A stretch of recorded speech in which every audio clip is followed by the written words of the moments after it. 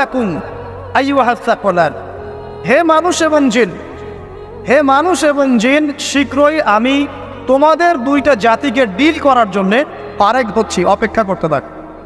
মানে আল্লাহ পাক কুল্লু ইয়াউমিন হুয়া ফি শাআন, মানে আল্লাহ পাক কি করেন, সবসময় তার কাজে ব্যস্ত আছেন।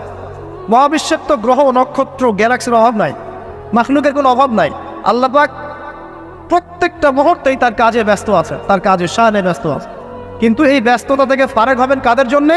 মানুষ আর জিনের জন্য। সুবহানাল্লাহ, মানুষ আর জিনের জন্য। আল্লাহ পাক বলছেন সানাফরুগু লাকুম আইয়ুহাস সাকলান, দাঁড়াও, দুনিয়ার মধ্যে এইসব করে বেড়াচ্ছ, তোমাদের দুই জাতির জন্য আমি অচিরে ফারেক হব ইনশাআল্লাহ। ওইটাই হলো কিয়ামতের দিন। যদি ওই দিনটা আমরা মাথায় রেখে চলি, ইনশাআল্লাহ আমরা কেউ বস্তুবাদী হব না ইনশাআল্লাহ।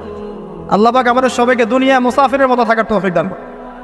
আমরা উন্নতি করব, অবশ্যই অগ্রগতি করব, আমরা সব কিছুই করবো, কিন্তু দুনিয়া